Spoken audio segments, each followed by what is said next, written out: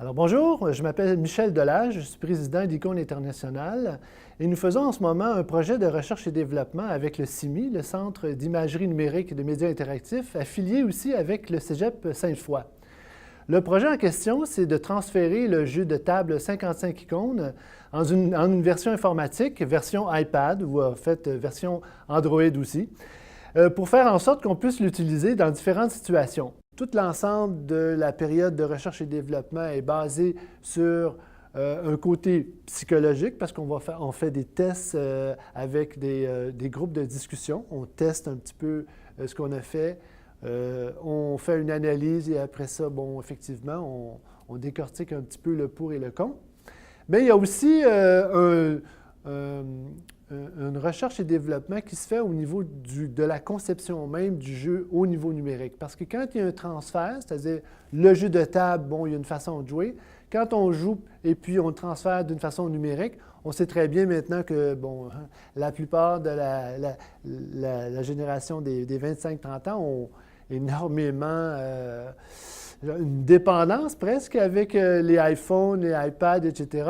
Et puis, bon, l'interaction est plus rapide. Il y a une façon de faire apparaître les images, de les agrandir, possiblement de trouver d'autres sections pour laisser ses commentaires, de faire des interactions avec d'autres personnes et puis de jouer avec le jeu différemment. Maintenant, l'ensemble du projet de R&D, c'est de prendre le jeu de table qui existe déjà, qui a déjà été utilisé à plusieurs reprises, et d'en faire un jeu informatique. Il y a certaines avenues qui ont été déjà utilisées, c'est-à-dire il y a une façon de jouer avec un jeu informatique qui n'est pas la même chose qu'avec un jeu de table, où on peut jouer avec des cartons et puis bon, on peut faire un mélange des images, on peut jouer avec une interface papier. D'ailleurs, je vais vous le montrer tout à l'heure un peu.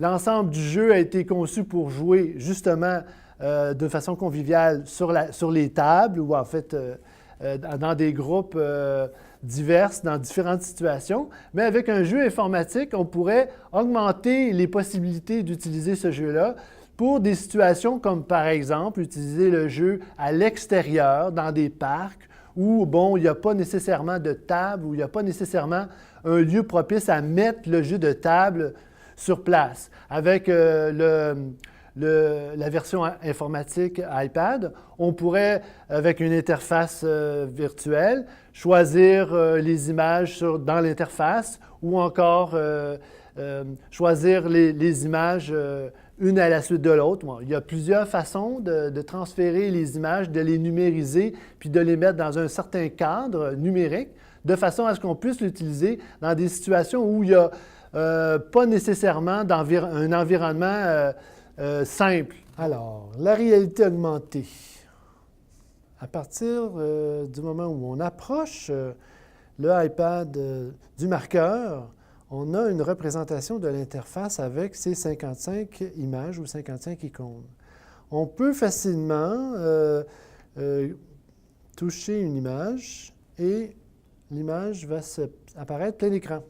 À partir de cette image, on peut donner une version symbolique, c'est-à-dire les couleurs à plat, et la version noir et blanc, mais d'une façon opposée. Alors, le noir avec le blanc avec le noir. Et voilà l'image qu'on a choisie. On peut en choisir comme ça plusieurs. Aussitôt qu'on en a choisi une, l'image disparaît pour la simple et bonne raison de ne plus la choisir une deuxième fois. Alors, on va choisir celle-ci, par exemple. Voilà. L'image vient plein écran. On a la version seulement couleur à plat, noir et blanc et noir. Voilà. Même chose pour une autre, par exemple. On va choisir celle-ci. Voilà. Ah! Et voilà. C'est à l'inverse. Couleur à plat, l'image choisie, noir et blanc. Voilà. Voilà. Alors, le mode de réalité augmentée, c'est pour voir les images à partir d'un marqueur.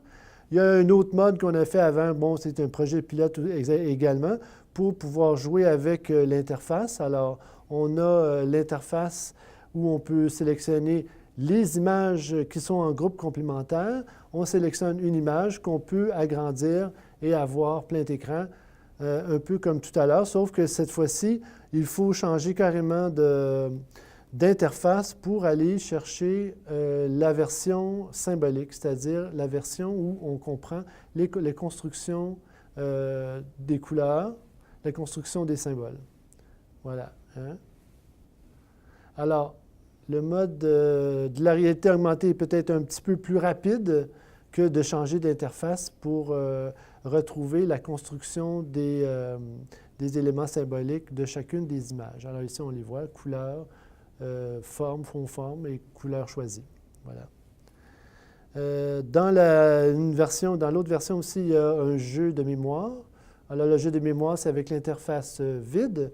On peut sélectionner des images un peu à l'aveugle et après, on essaie de les retrouver dans l'interface, ce qui n'est pas très facile. Il faut vraiment mémoriser rapidement. Alors, on peut toujours, avec un autre bouton, revenir à la sélection pour les retrouver. Et une fois qu'on les a retrouvés, effectivement, bon, je ne ferai pas l'exercice parce que je n'ai pas été assez concentré. Mais bon, on peut toujours recommencer de cette façon pour apprendre où se positionne chacune des images. Alors ça, c'est pour les versions iPad. Voilà, avec le marqueur aussi, comme ça. La différence. Voilà, comme ça. Où on a les versions un peu plus rapidement, les versions noir et blanc et les versions couleur à plat. Voilà.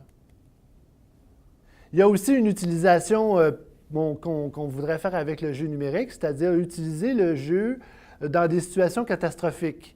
Advenant le cas où, puis bon, on sait qu'il y a de plus en plus de catastrophes, que ce soit le lac Mégantic, qui est peut-être l'exemple numéro 1, où toute une population, par exemple, 3 000, 5 000 personnes sont affectées par une tragédie.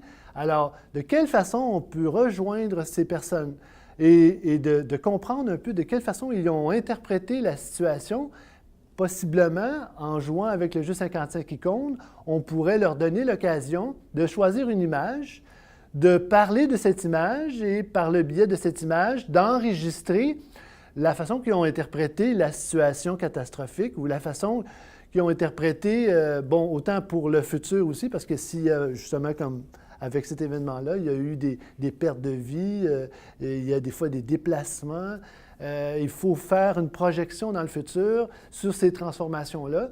Alors, avec le jeu 55 icônes, avec le choix d'une façon numérique, on pourrait aussi enregistrer plus facilement de quelle façon les gens ont vécu cette situation-là et possiblement même les rediriger dans le cas où les personnes en question ont eu un choc post-traumatique assez difficile à résorber ou encore ils ont des interrogations sur toutes sortes de niveaux. Un niveau psychologique, par exemple, mais il peut avoir aussi un niveau affectif. Ils peuvent laisser, peut-être même laisser des messages en lien avec leur participation ou dans l'exercice numérique. Alors, vous voyez, le jeu 55 icônes, au départ, débute avec une recherche avec des images projectives, avec une historique qui existe déjà, c'est-à-dire les images projectives existent dans des tests projectifs au niveau psychologique, mais maintenant, on veut utiliser cet exercice projectif-là pour d'autres situations, puis dans des situations où on met en place, en fait, une façon de rejoindre les gens qui ont des difficultés à approfondir ou à discuter d'un problème assez grave.